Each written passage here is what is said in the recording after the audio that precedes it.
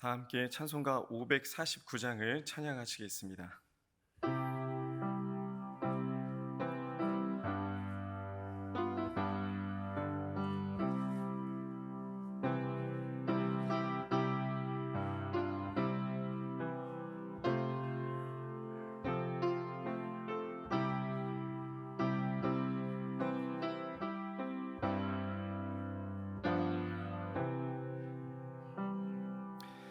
내 주여 뜻대로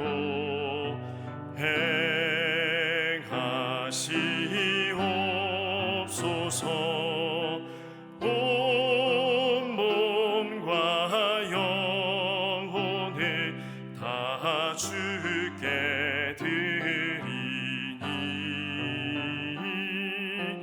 이 세상 돌아가 주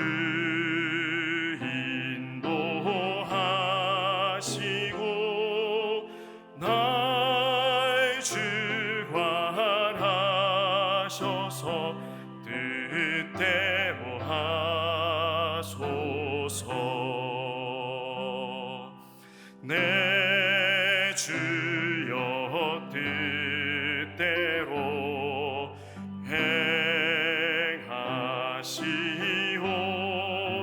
행하시옵소서. 큰 근심 중에도 낙심케 마시고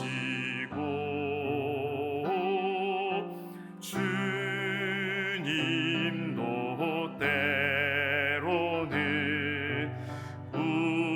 울기도 하셨네. 날 주관하셔서 뜻대로 하소서.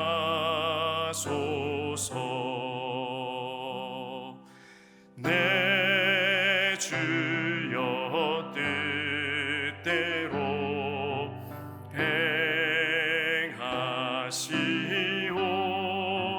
행하시옵소서. 내 모든 이들을 다 주께 맡기고 저 천성 향하여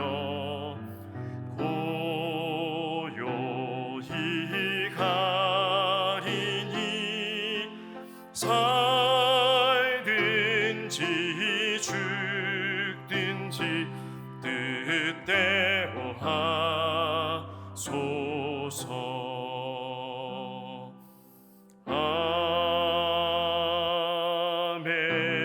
아멘. 함께 기도하실 때 오늘도 이 새벽에 우리를 깨우시고 불러주신 하나님께 먼저 감사의 기도를 드리겠습니다. 너희 아랠 것을 감사함으로 아뢰라 하신 하나님의 말씀을 붙들고 불평과 원망을 모두 접어놓고 오직 감사함으로 하나님 앞에 기도하기를 소망합니다. 곧 시작되는 장마 기간 동안 지혜롭게 잘 준비하게 하셔서 우리 승리교회 성도의 가정과 또 사업장 가운데 아무 피해가 없기를 함께 기도하겠습니다.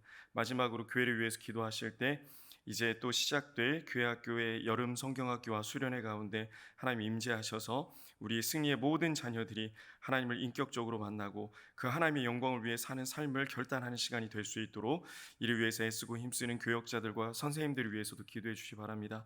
또 교회를 이끄시는 우리 박규성 위임 목사님의 영육간의 강건함을 위해서 무엇보다 건강의 빠른 회복과 또 강단에 속히 돌아오실 수 있도록 우리 목사님을 위해서도 함께 기도하겠습니다. 이 세 가지 기도 제목을 놓고 다 함께 합심해서 기도하겠습니다.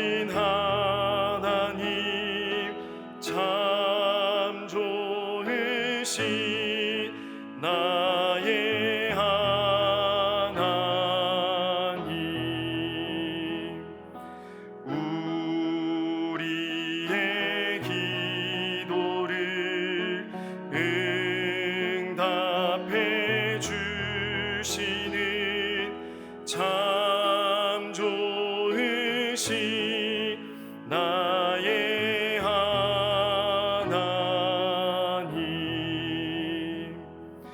한없는 은혜를 우리에게 주시는 참 좋으신 우리 하나님.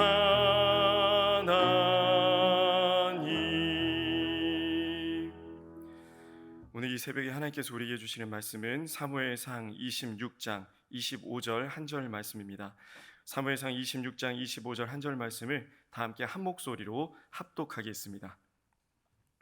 사울이 다윗에게 이르되 내 아들 다윗아 내게 복이 있을지로다.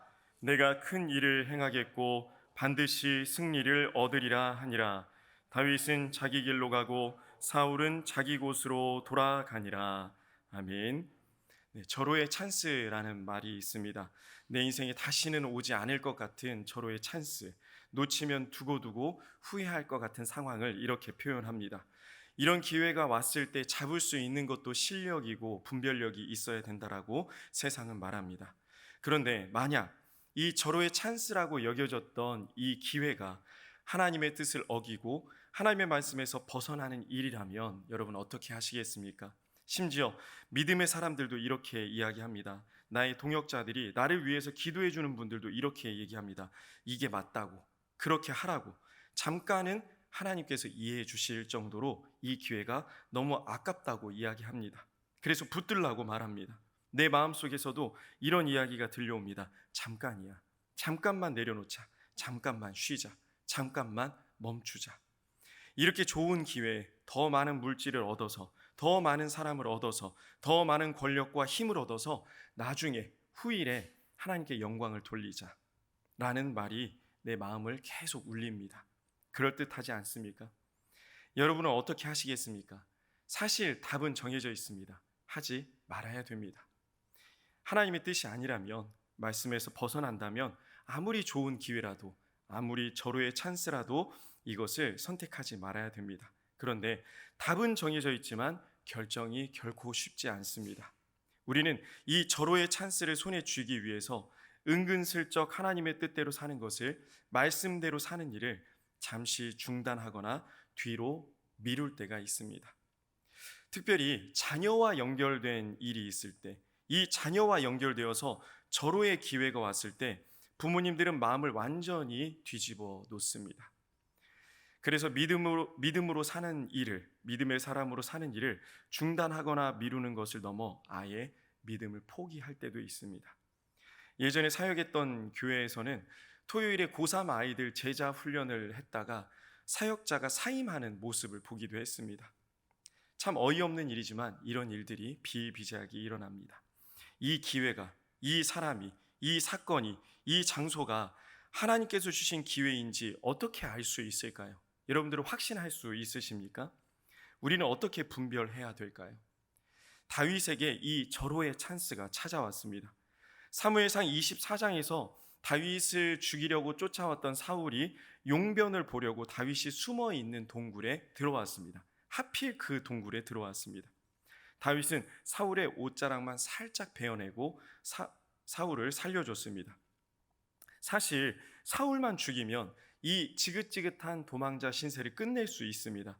죽음의 두려움에서 벗어날 수 있는 이 기회가 찾아왔지만 다윗은 분별했습니다. 하나님의 뜻이 아니라는 걸 알았습니다. 그래서 이 절호의 찬스가 찾아왔지만 하나님께서 기름 부어 세우신 사울 왕을 내 손으로 죽일 수 없다고 사울의 몸에 손을 대지 않았습니다. 사울도 다윗의 진심을 알았기 때문에 다시는 다윗을 쫓지 않겠다고 약속을 했습니다. 그때는 약속했습니다. 그러나 사울은 하나님의 뜻대로 사는 것을 포기했던 사람입니다. 그래서 분별력이 또 흐려졌습니다. 무엇이 하나님의 뜻이고 무엇이 사단의 의도인지 분별할 길이 없었습니다. 사울이 그랬습니다. 어제 새벽 우리는 사무엘상 25장에서 사무엘의 죽음에 대해서 이야기했는데요. 이 사무엘의 죽음 이후에 다윗을 향한 사울의 추격이 더 집요해졌습니다. 다윗을 죽이려는 마음이 더 진심이 됐던 것입니다. 그래서 사울은 오늘 26장에서 무려 3,000명의 군사를 동원해서 다윗을 또 잡으러 옵니다.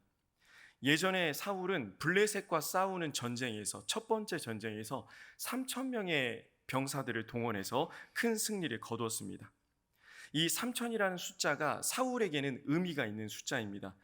블레셋과 싸울 때도 3,000명을 동원했는데 다윗을 죽이려 할 때도 3,000명을 동원했다는 것은 블레셋만큼 다윗을 향한 적개심이 진심이다라는 것을 보여줍니다.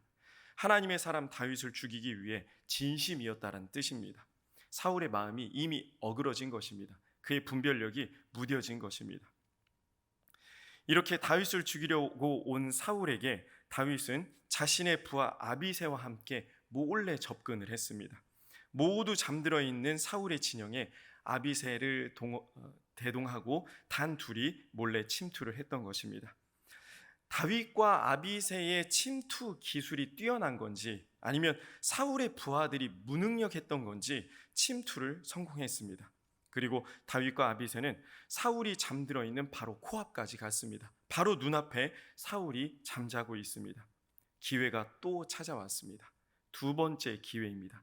지난번에 옷자락만 잘라서 돌려보냈더니 또 죽이겠다고 찾아왔으니 이번에야말로 하나님께서 주신 기회인 것 같습니다.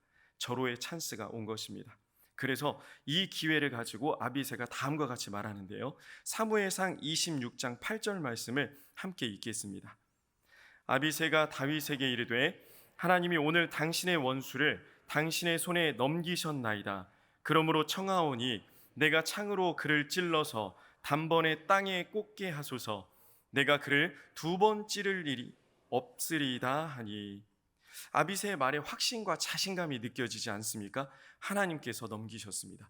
하나님께서 주셨습니다. 이 기회는 하나님이 주신 기회입니다.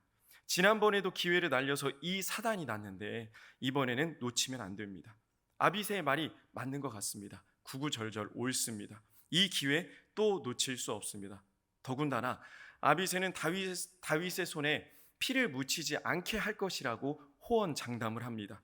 내가 창으로 한 방에 끝내겠습니다. 두 번도 없습니다. 내가 하겠습니다. 아비새는 이렇게 말할 정도의 무력과 실력을 갖춘 사람이었습니다. 사무엘하 23장을 보면 다윗의 용사들에 대한 소개가 나와 있는데요. 아비새는 이 다윗의 용사들 중에서도 가장 충성스럽고 가장 용맹한 용사로 그려집니다. 이런 아비새의 말은 다윗을 흔들만 했습니다. 그럴듯합니다. 그런데 다윗은 이 다시 없을 기회에 사람의 말보다 하나님의 말씀에 귀를 기울입니다. 나의 감정, 나의 의지, 나의 뜻을 다 내려놓고 하나님을 찾았습니다. 사무엘상 26장 11절 말씀을 함께 읽겠습니다.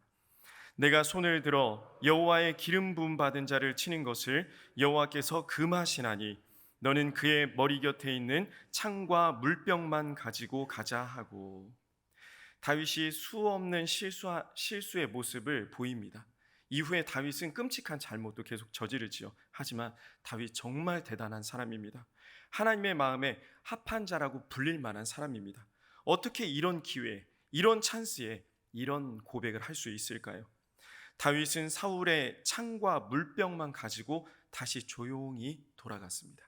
그리고 산꼭대기에 서서 사울을 지켜야 될 군사령관 아브넬에게 이렇게 소리쳤습니다. 사울에게 소리치지 않은 것도 다윗이 정말 훌륭한 사람이라는 것을 보여줍니다. 사울을 지켜야 될 군사령관 아브넬에게 네가 보호해야 될 왕의 창과 물병이 어디 있냐라고 소리칩니다. 한번 둘러봐라. 창과 물병이 어디 있느냐. 이 이야기를 사울이 들었습니다. 아브넬도 깜짝 놀랐겠죠. 둘러보니 없습니다. 이 창과 물병이 다윗의 손에 들려 있습니다. 17절 말씀에 보면은 사울이 이제서야 정신이 잠깐 돌아오는 모습이 보입니다. 그래서 다윗에게 이렇게 말합니다. 내 아들 다윗아, 이것이 네 음성이냐? 네 목소리냐라고 물어봅니다. 다윗을 아들이라 지칭할 정도로 마음이 돌아온 겁니다. 사랑이 회복됐던 것입니다. 다윗은 자신의 억울함을 다시 한번 이야기합니다. 사무엘상 26절 18절에서 이렇게 말하는데요. 같이 읽겠습니다. 또 이르되 내 주는 어찌하여 주의 종을 쫓으시나이까? 내가 무엇을 하였으며 내 손에 무슨 악이 있나이까. 다윗은 자신의 억울함을 토로할 때도 겸손하게 토로를 했습니다. 사울을 향해 내 주라고 표현을 했고 자신은 주의 종이라고 지칭했습니다. 겸손했습니다. 자신이 엎드리는 모습을 보여줬습니다. 내 손에 악이 없습니다. 나는 억울합니다 라는 말을 악이 없다라는 말로 표현을 했습니다. 하나님을 의지했다는 것입니다. 20절에서는 심지어 자신을 벼룩이라고까지 낮춥니다. 다윗의 겸손은 단순히 살기 위한 겸손이 아니었습니다. 비루함이 아니었습니다. 비굴함이 아니었습니다. 하나님께서 세우신 질서에 엎드리는 겸손이었습니다. 말로만 그치지 않고 사울의 생명을 2번이나 빼앗을 기회가 있었지만 나는 그렇게 하지 않았습니다. 나는 오히려 하나님 앞에 엎드렸습니다. 나는 당신의 목숨을 빼앗지 않았습니다. 생색내지 않았습니다. 하나님을 앞세웠습니다. 여러분 이렇게 하실 수 있습니까? 사람들은 생색냅니다. 내가 할 수 있었는데 너 봐줬어. 내가 할 수 있었는데 그냥 넘어가 줬어. 다윗은 그렇게 이야기하지 않았습니다. 하나님의 질서에 순종했다는 것을 보여줬습니다. 나는 죄가 없습니다. 악에서 떠났습니다. 사울이 그제서야 정신이 잠깐 돌아왔습니다. 그래서 다윗을 쫓는 일이 죄악임을 깨달았습니다. 이 일이 하나님을 떠난 일이었구나. 내가 하나님이 원하지 않는 일을 했구나. 내가 했던 모든 일이 죄였구나. 그래서 회개를 합니다. 사울의 회개가 사무엘상 26장 21절에 이렇게 나옵니다. 같이 읽어보겠습니다. 사울이 이르되 내가 범죄하였도다. 내 아들 다윗아 돌아오라. 내가 오늘 내 생명을 귀하게 여겼은즉 내가 다시는 너를 해하려 하지 아니하리라. 내가 어리석은 일을 하였으니 대단히 잘못되었도다 하는지라.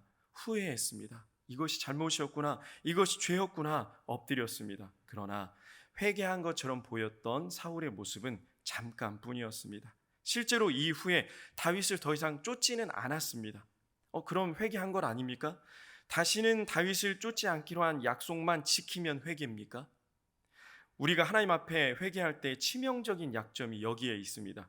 우리는 그 일만, 그 잘못만 해결하면 된다라고 생각합니다. 이것이 회개라고 여깁니다. 아닙니다. 회개는 잘못한 일을 리스트로 만들어 놓고 이것을 체크하고 해결하면 끝나는 것이 아닙니다. 큰 착각을 하고 살아갑니다. 이런 회개는 고해성사랑 아무 차이가 없습니다. 중세시대에 판매했던 면죄부, 정확히는 면벌부인데요. 이 면죄부, 면벌부와 무슨 차이가 있습니까? 하나님께 드리는 회개의 기도가 이런 고해성사나 면죄부 같은 것이 아닌지 깊이 들여다봐야 됩니다. 하나님, 내가 이걸 잘못했습니다. 이렇게 하지 않겠습니다. 그리고 그렇게 하지 않으셨습니까? 물론 잘한 일입니다. 훌륭한 일입니다. 그러나 이것이 회개는 아닙니다. 정말 하나님 앞에 회개하고 자복한다면 삶이 바뀌어야 됩니다. 변화가 있어야 됩니다. 삶의 변화가 따라오지 않는 회개는 사울과 같은 결론을 내릴 수밖에 없습니다. 보이는 것이 전부는 아니지만 표정이 변하고 말투가 변하고 태도가 변해야 됩니다. 변해야 살 수 있습니다. 변하는 것이 회개입니다. 진짜 회개입니다. 제 어린 시절에 고3 때 아버지가 개척을 하시고 교회가 부흥하면서 정말 별의별 사람들이 등록을 하는 것을 봤습니다. 이 중에는 한 여집사님의 남편도 등록을 하셨는데요. 얼마나 이 여집사님을 예전부터 괴롭혔는지 집사님의 얼굴에는 멍이 그칠 날이 없었습니다. 계속해서 폭행이 이루어졌던 것이죠. 교회에 등록하고 기도도 하고 회개도 하고 찬양도 하고 집회도 참석했지만 이 여집사님을 향한 남편의 폭력은 멈춰지질 않았습니다. 성도들이 말려도 보고 저희 아버지가 상담도 해봤지만 이 폭행이 끊임이 없었습니다. 시간이 많이 지나고 나서 이 남자분의 표정이 제가 보기에도 달라지기 시작했습니다. 항상 화가 나 있고 뾰루퉁해 있던 표정이 어느 날 보니 온화해져 있는 겁니다. 물론 표정이 전부는 아니지만 기대를 하게 됐습니다. 욕이 따라왔던 말투 뒤에 욕이 없어지기 시작했습니다. 몸에서 힘이 빠진 모습이 보였습니다. 서서히 변하던 삶이 기적을 이루어진 겁니다. 진짜로 삶의 변화가 가져오게 된 겁니다. 여집사님의 얼굴에서도 멍이 사라졌습니다. 감동이 됐습니다. 시간이 너무 많이 지나서 지금은 어떻게 사시는지는 모르겠지만 이 남편분이 나중에 집사 안수도 받게 됐고 삶의 변하는 모습 가운데 정말 하나님께서 이 가정이 역사하시는구나라는 기적을 모든 성도들이 보게 되었습니다. 회개는 이런 것입니다. 그 일이 중단됐다고, 그 일이 하지 않았다고, 한 가지 일, 두 가지 일만 멈췄다고 회개가 아닙니다. 삶 전체가 변해야 됩니다. 어렵지요. 어떻게 이런 회개의 삶을 살 수 있습니까? 우리는 우리 삶 속에서 하나님 앞에 다 내려놓아야 됩니다. 미움에서 사랑의 자리로, 불평과 원망의 자리에서 감사의 자리로, 이렇게 나아가는 것이 진정한 회개입니다. 삶의 변화가 없는 회개는 결코 진정한 회개가 될 수 없습니다. 안타깝게도 사울은 다윗을 뒤쫓는 일을 중단했지만 이것으로 회개의 자리에 나아가지는 못했습니다. 삶의 변화의 자리까지는 가지 못했습니다. 여전히 하나님을 떠나 있었고 여전히 하나님의 뜻대로 살지 않았습니다. 자기 멋대로 사는 삶을 계속 살았고, 사무엘상 28장에 보면은 신접한 여인을 만나는 모습으로 그 절정을 찍습니다. 어떤 이단은 한 번 회개하면 됐지 왜 또 회개하냐고 얘기합니다. 아예 교리로 다시는 회개하지 말라라고 얘기하죠. 구원파에서 이렇게 얘기합니다. 구원받은 증거가 아니라고 말합니다. 결코 그렇지 않습니다. 우리는 매일 하나님 앞에 회개해야 됩니다. 매일 하나님 앞에 엎드려야 됩니다. 오죽했으면 신약 성경의 3분의 2를 썼던 그 사도 바울조차 나는 날마다 죽노라라고까지 고백을 했을까요? 고린도전서 15장 31절 말씀을 함께 읽겠습니다. 형제들아, 내가 그리스도 예수 주 안에서 가진 바 너희에 대한 나의 자랑을 두고 단언하노니 나는 날마다 죽노라. 고린도전서 15장 31절은 사실 직접적인 회개에 대한 말씀은 아닙니다.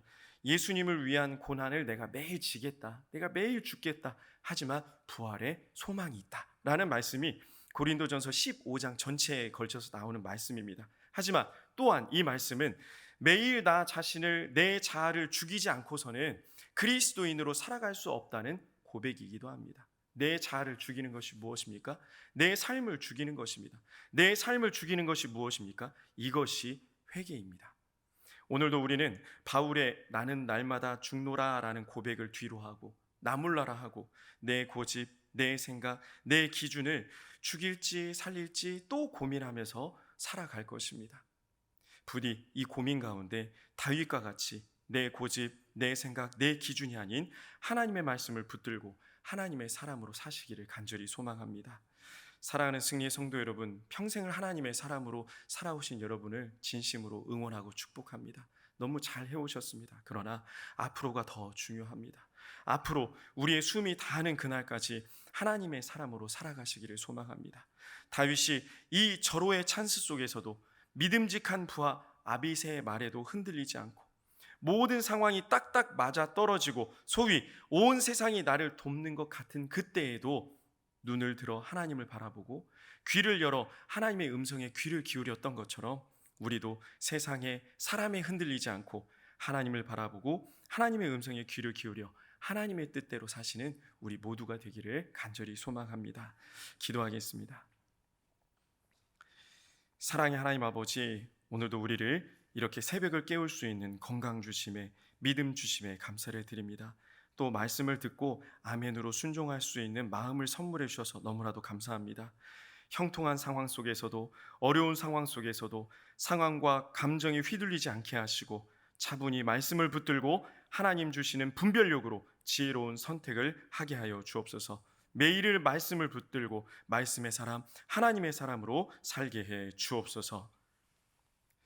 지금은 우리 구주 예수님의 은혜와 하나님의 극진하신 사랑하심과 성령님의 감동, 감화, 교통, 위로, 충만하심이 항상 하나님의 뜻을 구하며 하나님의 말씀대로 살기를 소망하는 승리의 모든 성도님들 머리 위에, 우리의 가정과 직장, 사업장, 또 자녀들 앞날 위에 핏값으로 사신 우리 승리교회와 나라와 민족과 열방 가운데 이제로부터 영원토록 함께 하시기를 간절히 축원하옵나이다.